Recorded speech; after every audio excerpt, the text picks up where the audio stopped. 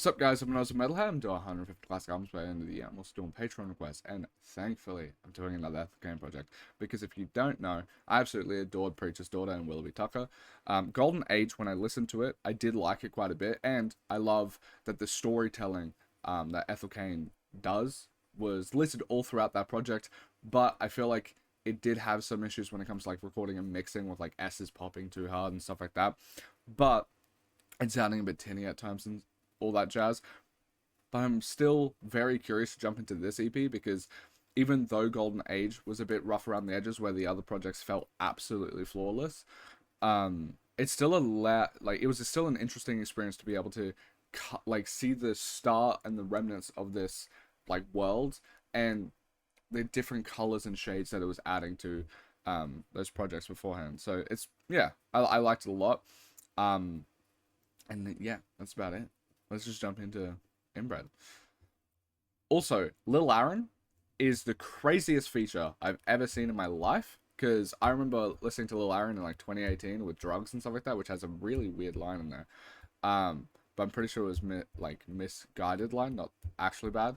But yeah, I've never seen Lil Aaron outside of that context of me listening to that in like the late 2010s emo trap shit. So very curious that he's on that.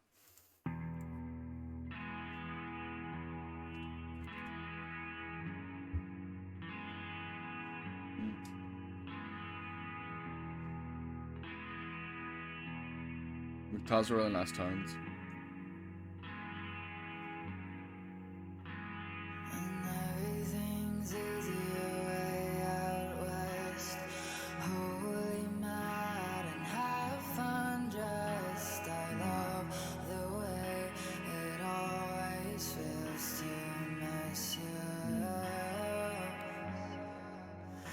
Her voice is so fucking incredible.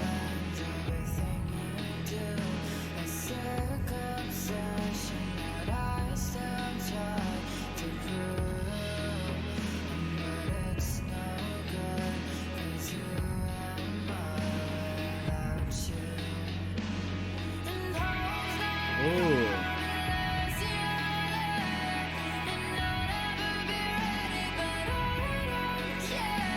Oh my god, her vote.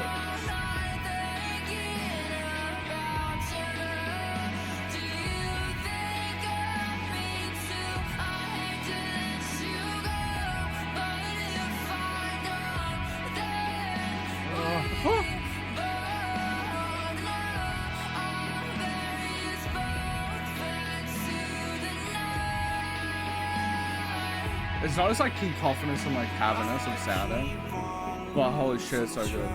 What the fuck? Lil Aaron can sing like this?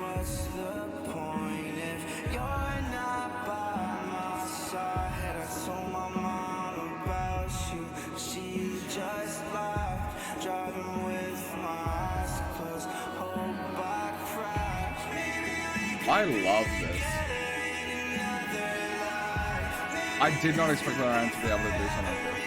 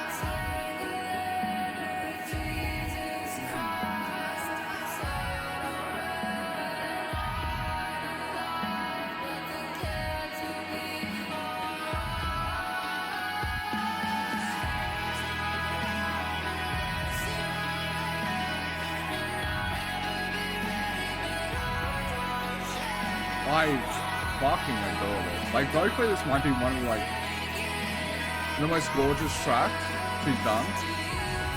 And I'm so shocked that Lil Aaron can match that. Like, match the tone of the track.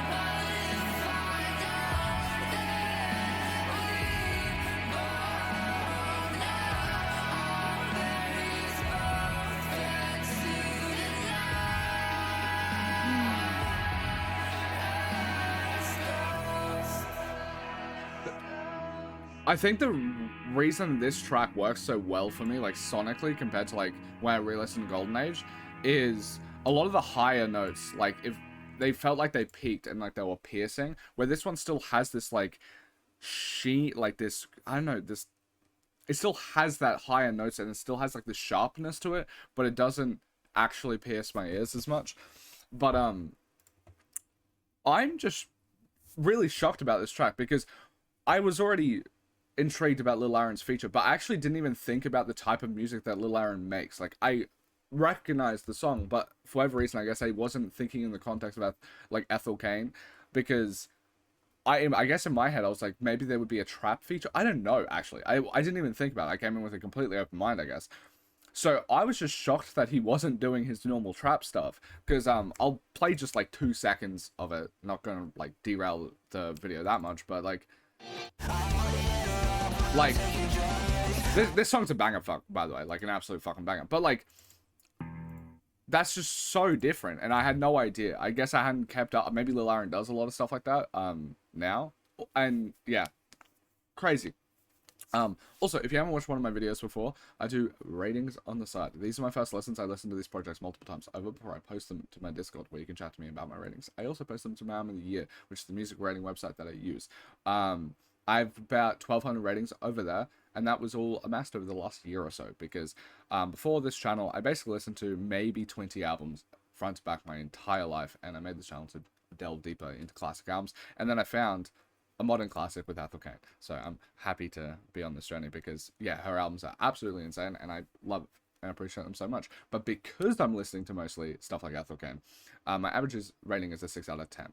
I think that is solely because of listening to good music.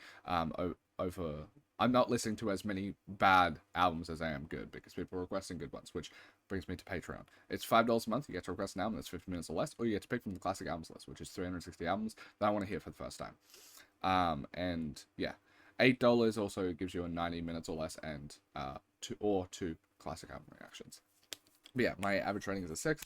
I think spiritually it's a 5, because if something's a 5.1, I genuinely think that it is above average. But when talking about this track, that doesn't fucking matter, because I think this is a 10.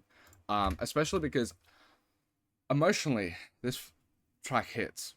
I think I've spoken about it in prior reactions, but I think Ethel Cain has a unique ability to be able to touch my heart in the way that, and I mentioned this in every single reaction for Ethel Cain, but not in any other reaction, for the record.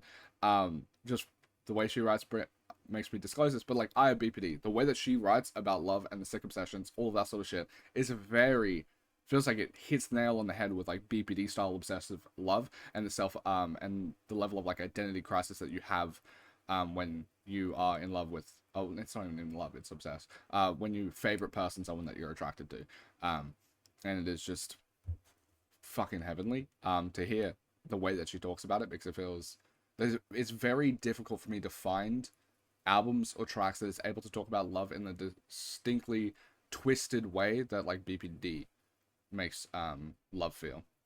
I find the name Michelle Pfeiffer to be an interesting one, because it's I don't know who she is, but I have heard of the name, and I'm assuming because of just celebrity that she's like very pretty, that sort of thing. And there's a lot of idealization spoken about here, and celebrity stuff is like putting on a mask, all that sort of jazz. So I'm wondering if, like, I don't know the direct connections between this track and the reason that it's called Michelle Pfeiffer and the lyrics, but there's like a loose connection in my mind about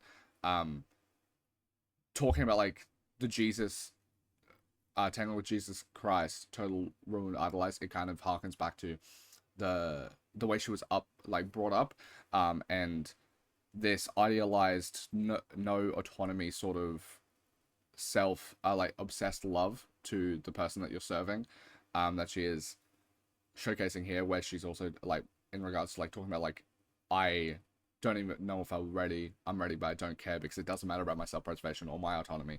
It only cares about the fact that I love you, all that sort of stuff. I think the parasitic nature of that, it might have some themes that are tied with celebrity stuff building on the mask. And yeah, I don't have like my full thoughts realized about that. It's just like a loose connection. But if I look, actually, I think I should look over the Little Aaron's lyrics a tiny bit. I'll see that.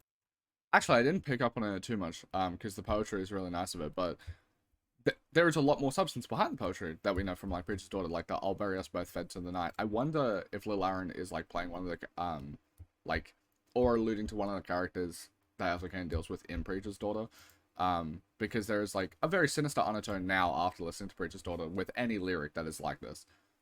Yeah, absolutely amazing track. Let's go to the next one. I have heard Crush because I heard it live. Now I don't remember it. I remember just loving it. It was like the one track on the set list that I didn't know. Ethel Cain was absolutely fucking phenomenal. And I brought 2 vinyls there, but I actually didn't realize that she only signs vinyls for charity. So, but I'm okay with that. Like getting rejected to not my vinyl signed, feels totally okay. Like if it's charity, you know, if they only do it for charity. But yeah, the live set was fucking sick. Her performances were absolutely amazing. I got goosebumps when at the screams of, I don't even know how to say the word, but when she dies in Preacher's Daughter, because it's like Terminalia or some shit like that. I don't know how to say that word, but yeah, absolutely incredible. His wonders already passed, so he's shooting at the glass, keeping guns in his locker, and he denies it like it's actually important, but he likes that shorted watch him showing up wearing black, and he knows that. It really quickly gets into it. His friends moved up, he hasn't tried coke, but he's always had a problem saying now. His older brother back to valedictorian. His mother said he's screaming, he should be more like him. Oh my god, the instrumentation on this fucking project is so gorgeous.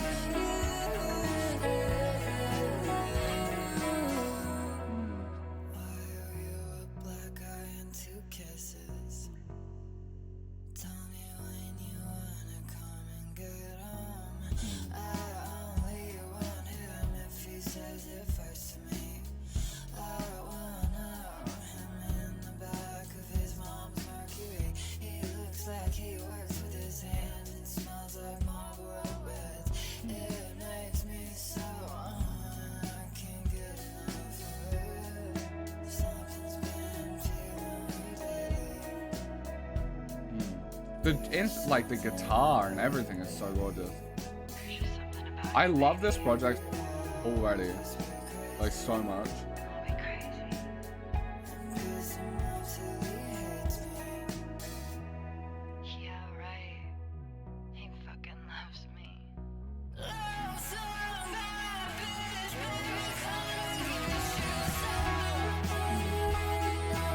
It's so measured, which is so interesting, because like she's able to do such intense storytelling and sound designs. It's very nice, it's cool and nice to see like a trimmed 3 minutes and very like polished in doing it.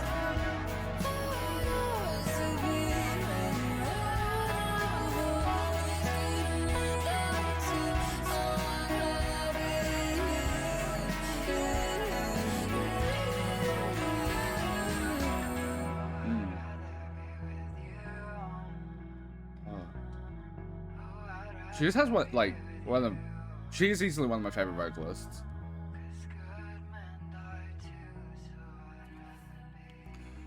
And also, I just love the tone of her writing. Like this album, this EP actually feels so different to Golden Age, which feels like very like skeleton bones to like Preacher's Daughter and like Willoughby Tucker sort of stuff. And because of like the long drawn out like 6-7 anyway, the 6-7 minute tracks, um dealing in like a lot darker topics and stuff like that. These first two tracks, there's like some dark, like there's now that I've listened to Preacher's Daughter, there's some darker undertones with anything that she writes when it comes to love. But um it, it its presentation is a lot more American Teenager than it is other tracks. And oh, for the record, another 10. But yeah, it's a lot more brighter, and it's really interesting to see her. I already had this inclination because someone that is able to make something as amazing as Preacher's Daughter and Willoughby Tucker, like be able to do it twice, where you make tracks that are like 8-15 minutes long and they're really good. If that's not a fluke, you can't like really fluke it too much, but there is like a certain part is like, can you only do these long drawn out atmospheric tracks? And the answer to like Inbred EP kind of just answers that and goes, no, she can easily do like a 3-minute concise track, which you could hear remnants of that on like American Teenager, but that's still a long drawn out track when it comes to a pop song.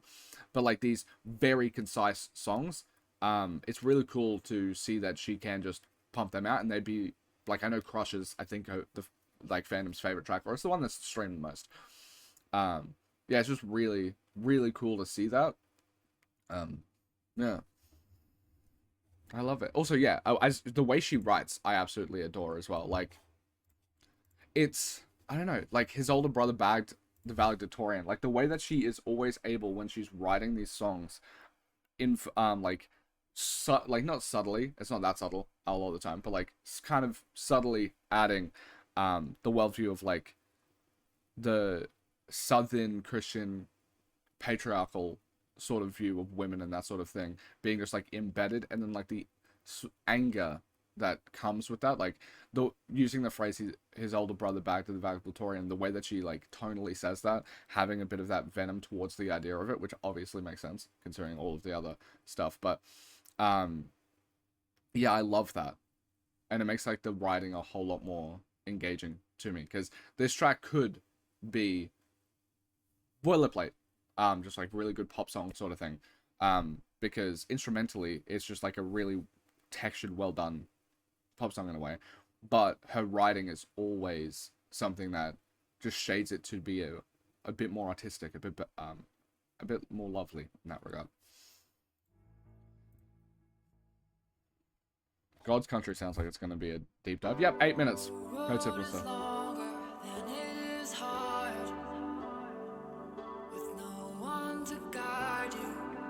I love the sound on this EP, because it is actually different to all the stuff that she's done, but it's still put on.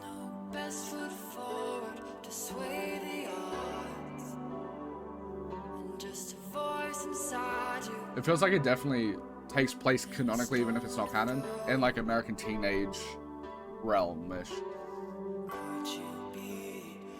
Or House of Massacre, maybe.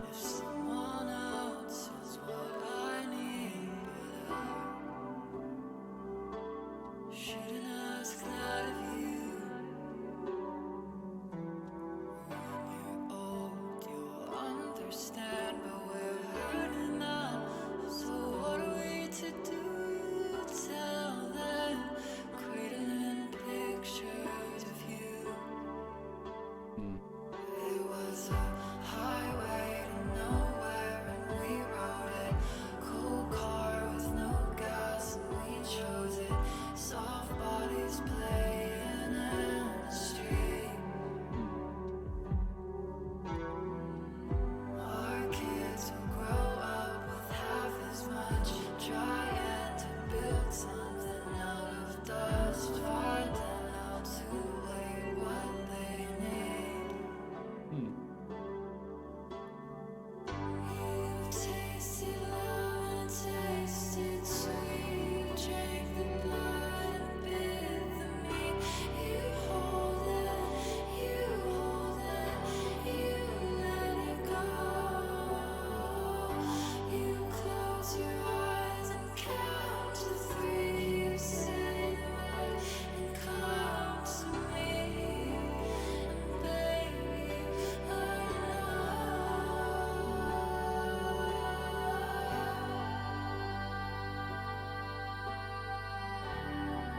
I'm so glad I listened to Willoughby Tucker first. Maybe it's just the fact that this is such an amazing listen and journey to go on that I would have loved it the same way either way. But like listening to Willoughby Tucker first and then getting like so emotionally attached to that story and then getting like the disturbing story of Preacher's Daughter and having that impact so hard because of the amount of investment that I had with Willoughby Tucker. I feel like Willoughby Tucker, listening to that first is kind of like listening to this but on crack. Like if you listen to Inbred on crack first, and it's really, I don't know, I really enjoy the where I started from with Ethel Cain and now this, because Willoughby Tucker is such more a realized project where these are just EPs, so it feels like there's more to delve into. But the reason I'm bringing this up is Inbred EP feels like I'm assuming for Ethel Cain fans that listened to Ethel Cain before Preacher's Daughter, that Inbred served as a very similar like jumping off point as Willoughby Tucker did for me, where there's like this brightness, this like love, very love focused stuff, but there's like some allusions to a darker thing, but not really. Like it's the emotions are big, but like not, the themes aren't that large just yet. And then that is used as a very good jumping off like jumping board or stepping board or whatever it's called to Preacher's Daughter, which can like slash you down. Yeah, because the way she's talking about like God Country here, it's not as dark as like Preacher's Daughter, obviously. Wicker I know this name somewhere. Is it Crybaby?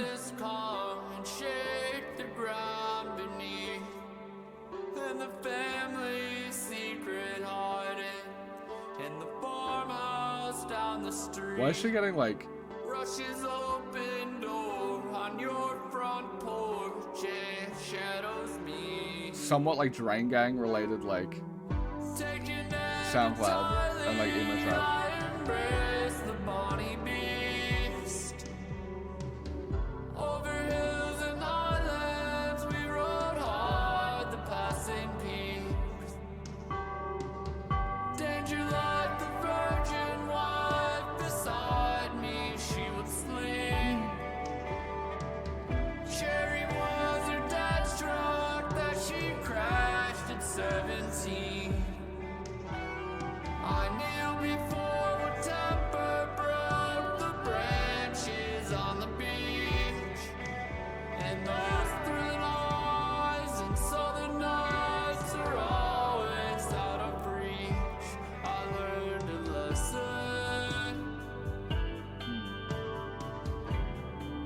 This track EP definitely shows her versatility.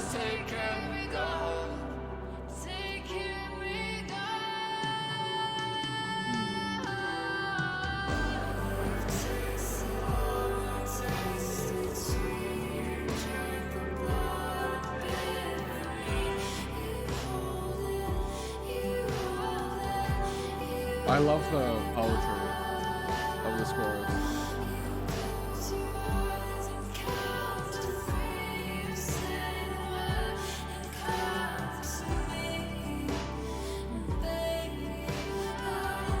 Production has taken a massive step up from the Golden Age. And it still has, it's like a different tone compared to Preacher's Daughter and Willoughby Tucker. Which is why I say like it's really good versatility on display.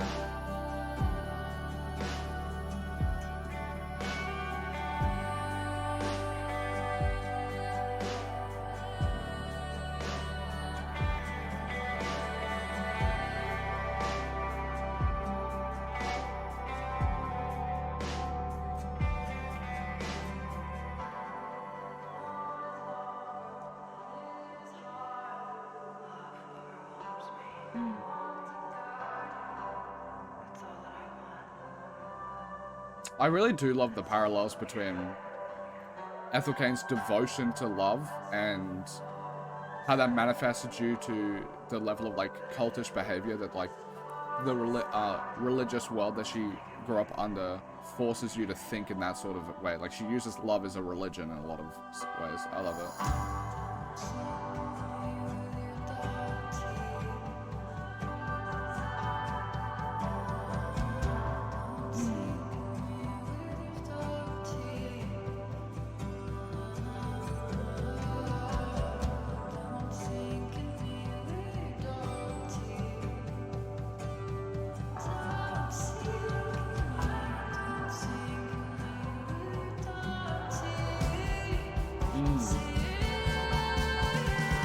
The rock elements in the tracks are really gorgeous.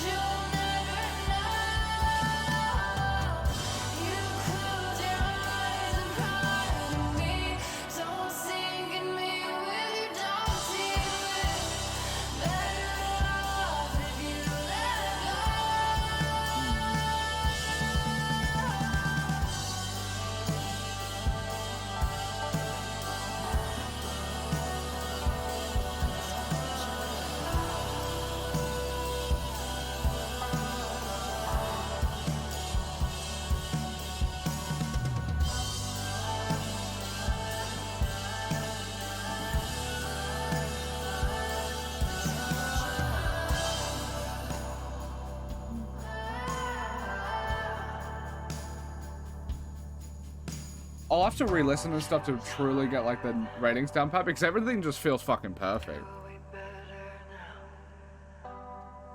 I'll have to see if that gets confirmed. I just think everything is perfect.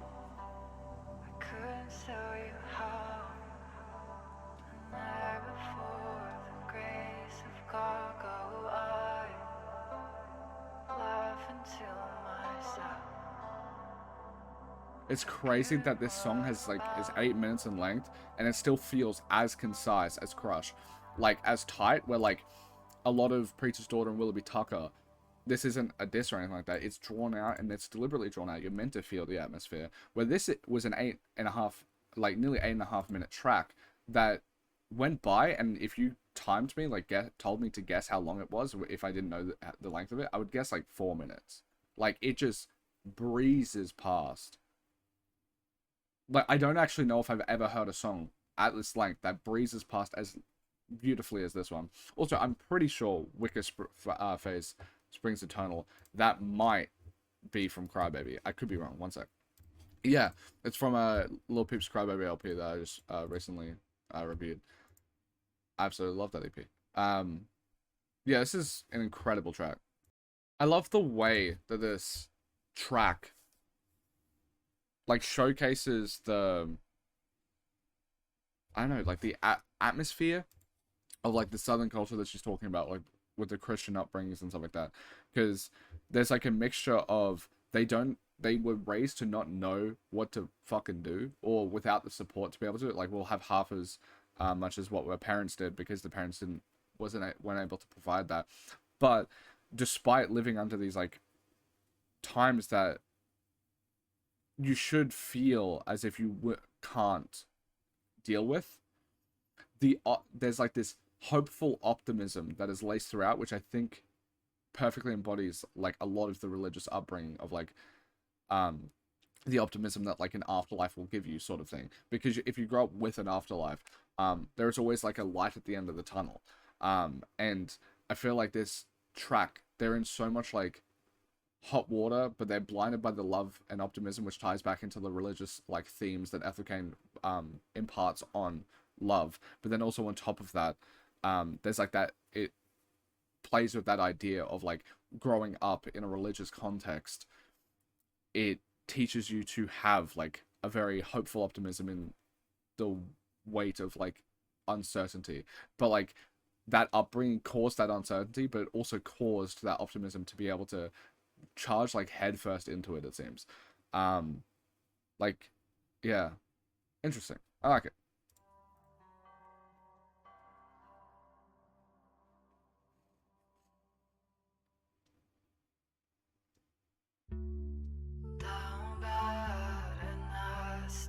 Ooh. This is kind of like Gibson Girl.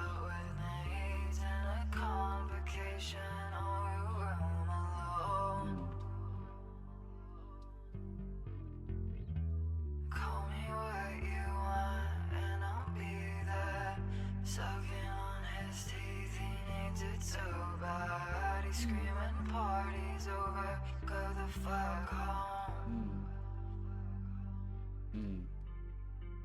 The darker the fruit, the sweeter. I ask him if he's okay with that. He's mean, I'm meaner. My baby says that he's not afraid of that. I say you're right in a way, giving it up on top of it. He says how so, babe. He wants to know how. Oh, babe, I'm too good for you, and it makes me need it even more. Whose is it now? It's yours. And I'm red and blue. Used and abused. It's still never enough. I'm unpunishable. It's so interesting. This reminds me a lot of Gibson Girl, where like this like faux control over the situation, but leading it to the same level of outcomes, like which is stripping on top of him. Says I'm his favorite, yeah, fucking better be. Drifting just right out of sight. Show me where it's enough. Look it better.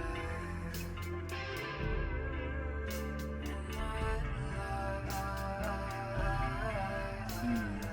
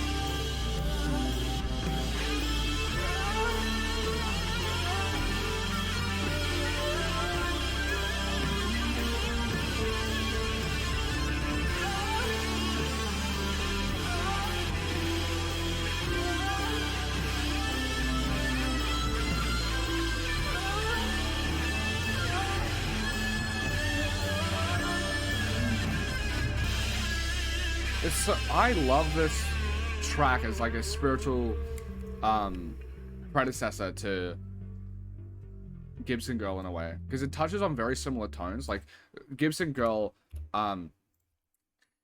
it's very interesting because the way that I guess view sexual stuff is, I don't think inherently this like Tumblr romanticized like BDSM sort of stuff or like sex worker stuff, all of that. I don't think it's inherently bad or anything like that. I think you can even play into that role within a healthy context and it'd be fine. Like play into like, I don't know, play into the objectification, be a bad bitch, all that sort of stuff. And I think it's perfectly fine. It just depends on the context. But the reason that like Gibson Girl wasn't good is like she is donning on this like bad bitch aesthetic within a relationship by getting the attention out of the guy that's abusing her, instead of like, there's no benefit there.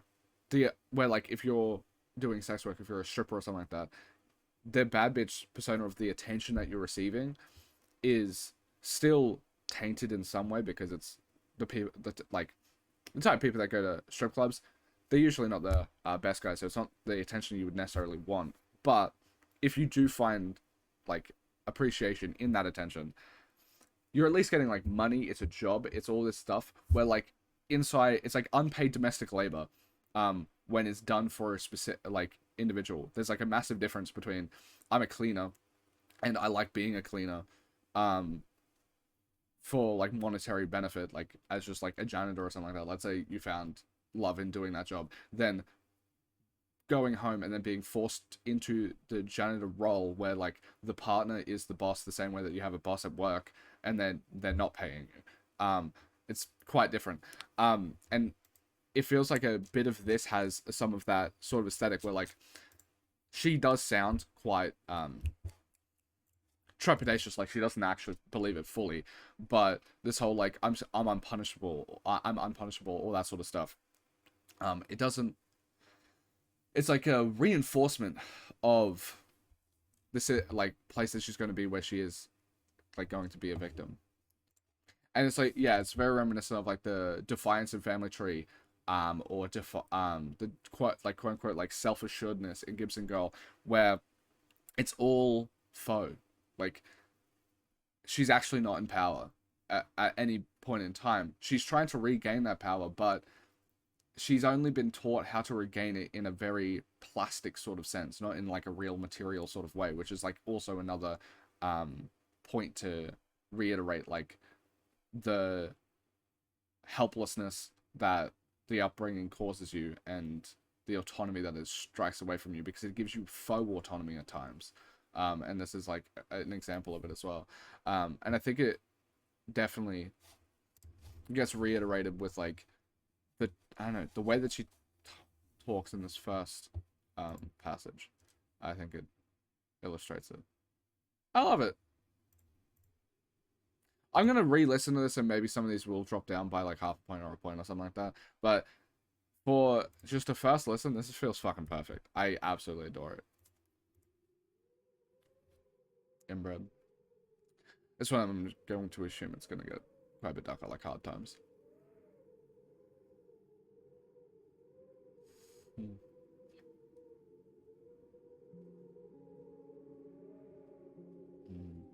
Just reading these first lines, the imagery is fucking potent.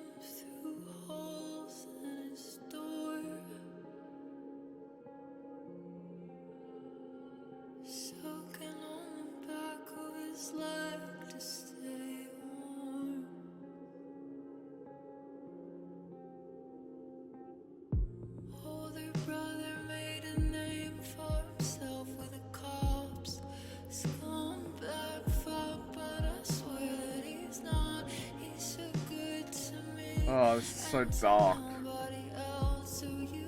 I would have assumed it would have come from like father and bread, like incest.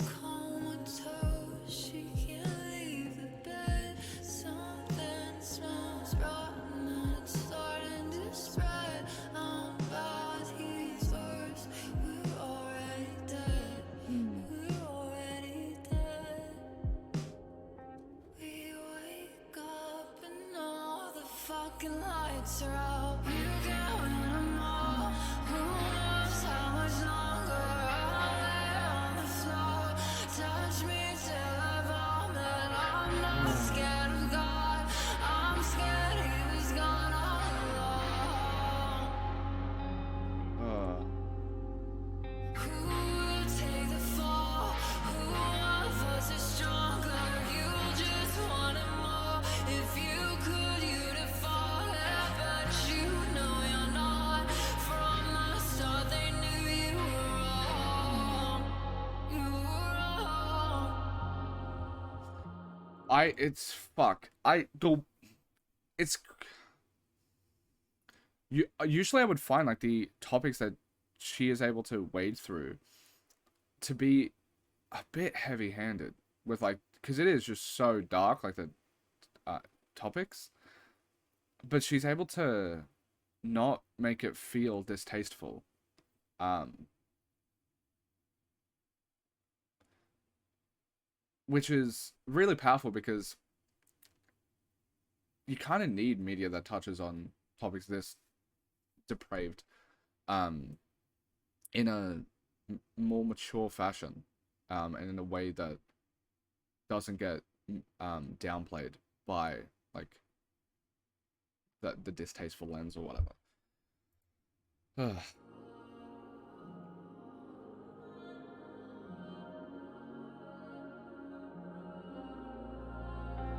I'm thinking.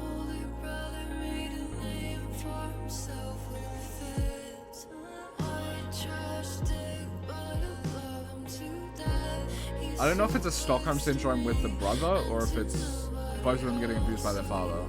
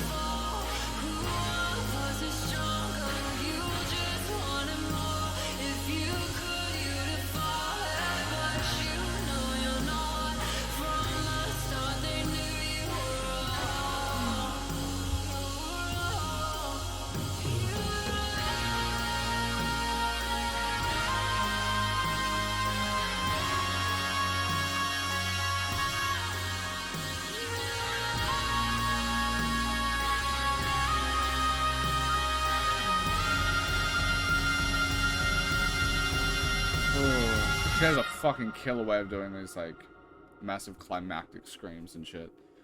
This one, yeah, it's 11. It's on the same, like, this is definitely, holistically, just, like, on the same level as all of the tracks on Preacher's Daughter and, like, Willoughby Tucker. She has such a talent for being able to delve into, like, darker topics.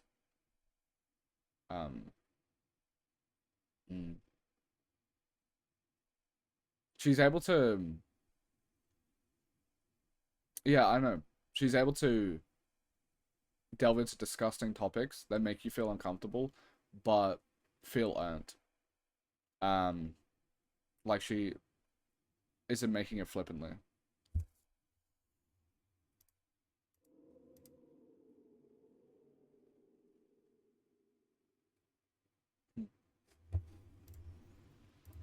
Where's the mum in all this? Wait, I think there's a preacher's wife being created, right? I'm so fucking curious how that would be created. Like,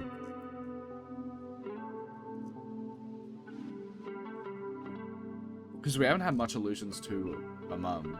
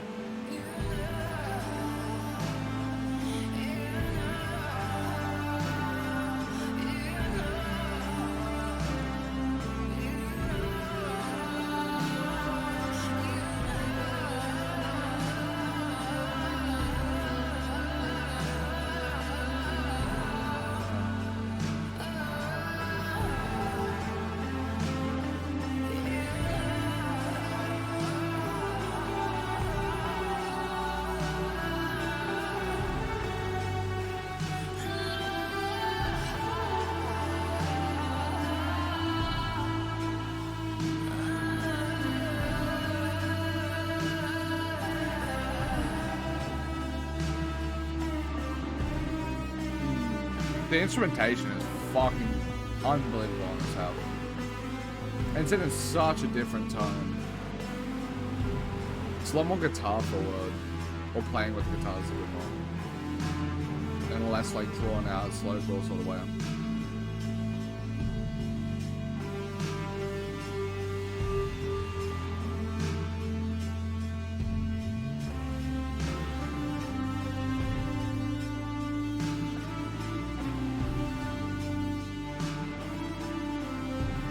I can't wait for her to release more music. There's very few people that like I'm at the edge of my seat wanting more music from. Because there's so much good music that it doesn't matter if someone releases something new, I can always find something older. But Ethel Cain's just like a unique talent. I need to see the next thing. Like the poetry in these lyrics.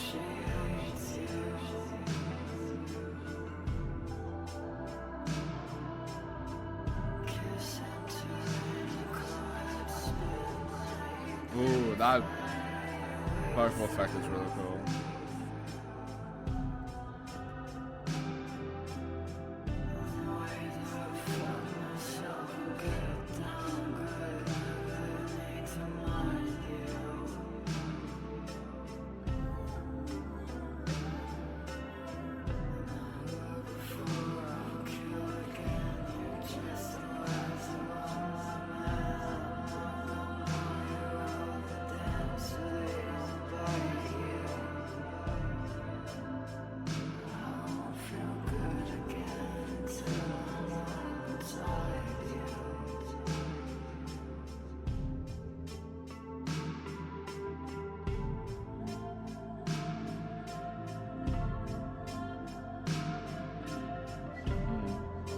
Yeah, I think the way that she talks about all these topics, I feel like shows a more realized world and character picture of these issues. Like, for example, talking about, like, you're just the worst of all men, I'm not going to pull you out of the den so they don't bite you.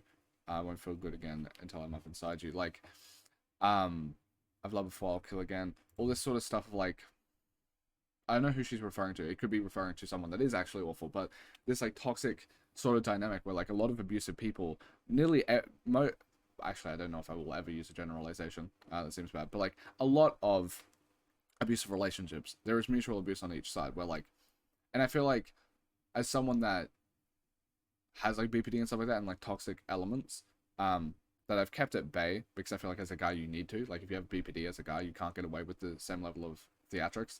Like if I keyed a girl's car and like drove to her house, keyed her car, that'd be seen as stalking and me like vandalizing and all this like really abusive creep shit. But like if a girl does it, she can kind of get away with like, oh, she's just a crazy girl sort of thing. So I haven't done any of these things, but like the desire is there in a way where like with BPD, because you split on people, that in itself is a way to justify like your toxic elements and being able to like be toxic towards them. And I feel like a lot of people get themselves into relationships where they have that leeway, because if you let's say you grow up a bit traumatized, or I guess like I have a bit, if you grow up a bit traumatized, your trauma is going to manifest in toxic ways if you don't curb it like 24/7. It is always going to do that. And there is a anxiety there to be quote unquote perfect when you're an imperfect person, because your issues have caused you faults and wounds that won't heal and spread. So like I can understand the desire of getting into a relationship where you don't have to be perfect because the other person's imperfect and they might do something toxic as well, which means you can do something back. Like having that bit of leeway to be able to be toxic because the other person has clear faults and issues as well. I can see how that could feel safer to some people because they don't want to be the bad person in the relationship. So if they get into a relationship where they can both be mutually abusive, it can clear their conscience a bit more because, oh, this person kind of deserves it. They're just as bad as me. Where like if you're in a relationship where the other person is not bad, like not abusive or anything, and you're abusive, like that guilt would be too bad to bear, too hard to bear. That's why I think like toxic people usually find toxic people when it comes to relationships. And it feels like that's like a depth that I feel like a lot of people don't talk about because we have very sanitized views of mental health, very and trauma and abuse and all of that sort of stuff. Because we give such a massive weight to the negative effects of all of the abuse and trauma and all of that. And I think that is fair, but it's very witch hunty in the way that we view it, instead of like seeing it as like a destructive cycle that you have the onus to break, but that cycle has its own force. We kind of put all of the onus and weight and responsibility of the cycle and the force of that cycle onto the individual that is redoing the cycle. When if you're trapped inside of that vortex, there's a reason why people don't get out. It's because it's very hard to. But in saying that, you have to also juxtapose it with you still need to get out of that. Like you have the responsibility to get out of that. But just acknowledging that fact, and I think this is like a good, like Ethel Cain has a good understanding of that sort of thing. Like every single topic that she kind of walks through, it feels like very realized and has a lot of depth to it with like her understanding of it. It's cool.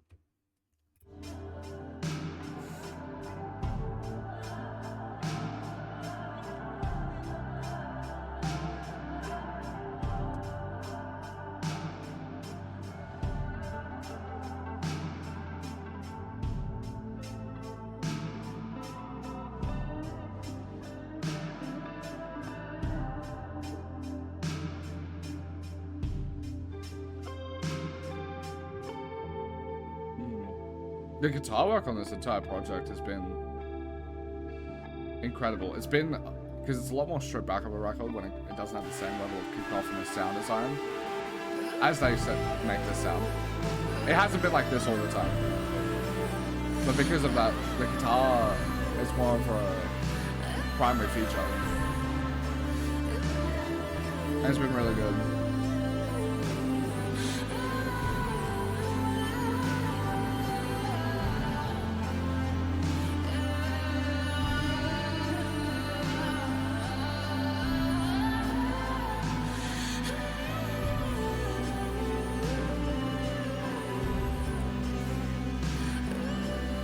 I really love the imagery of two-headed mother as well, like her being the second head of her mother, because of how like trauma is cyclical and how it causes you to be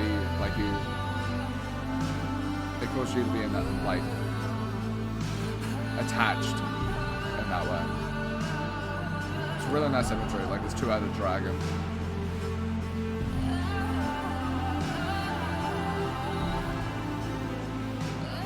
I like that the story doesn't have infallible, she's not infallible.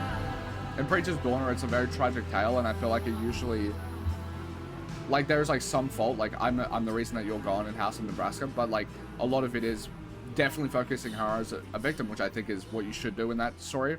But it's really cool to be able to add like textures on it when it comes to like this Inbred EP, where like she clearly isn't perfect. She is toxic in herself as well, because it's not explicitly stated as much, like the elements of like Gibson Girl and all of that sort of stuff, because the predation that is being like acted upon her is absolute paramount compared to any of like the missteps that she's making in those situations. Like these people are predating on her, and a lot of those seem to be older guys, and she's very young and all of that. So like any of like the toxic elements, it's definitely, the power imbalance is so out of favor that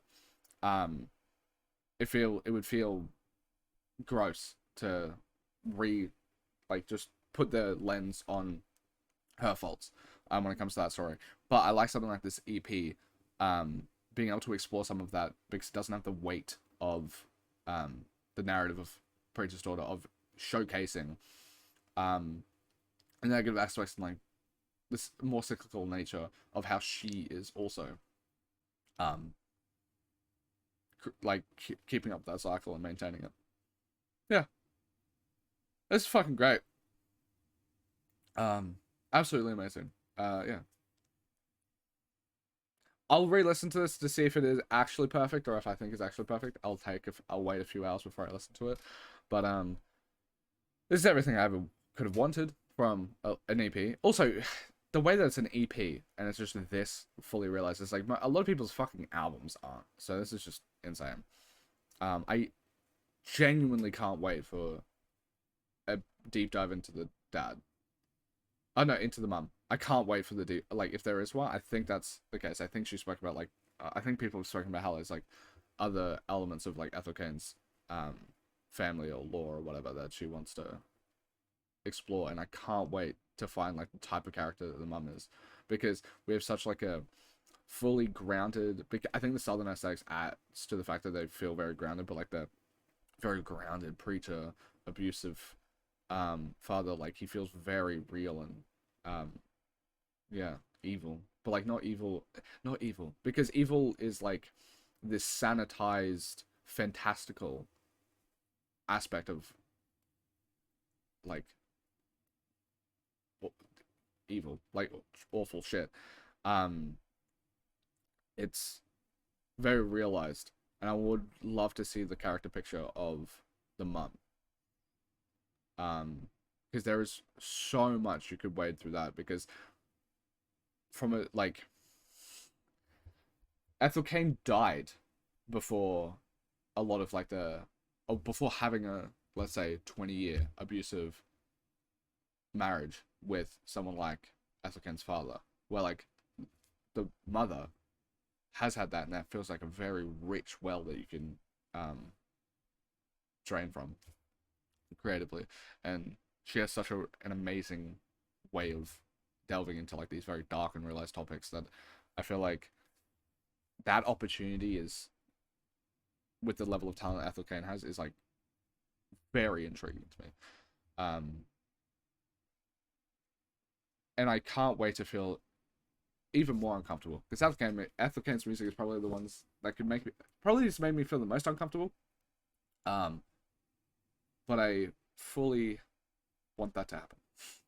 But yeah. Anyway, thank you guys so much for watching. If you want to support further, you can go to my Patreon. But watching this far is support enough. But yeah, Patreon is $5 a month if you want to request anything. I absolutely love you guys. Thank you so much. Ethel Cain fans have been absolutely lovely. Also, I guess I can speak it here. I went to the Ethel Cain concert, and you guys are crazy. Like, I think I'm not big, bro. Like, I have like, at the time of recording this, I guess I have 6,000. But at the time of that recording, I think I had like 4,000 subs or something. And I got like recognized by like 6 different people. And then even the people I didn't recognize, like I chat, like absolutely amazing people. Like, so yeah, just amazing people. Absolutely loved it. We were also there when it was the Ethel Cain concert. Was that right outside there's this guy that got his like look maxer that got his hat ripped off, and realized that he was bald. He was there for a 7 News profile piece, and me and a few others interviewed him while we were just lining up for Ethel Cain, because we were there since like fucking 7 a.m. or whatever the fuck. I think it was like 10 a.m. for us. But yeah. Yeah. Anyway, thank you guys so much. You Ethel Cain fans are absolutely amazing, and I love you all. Peace.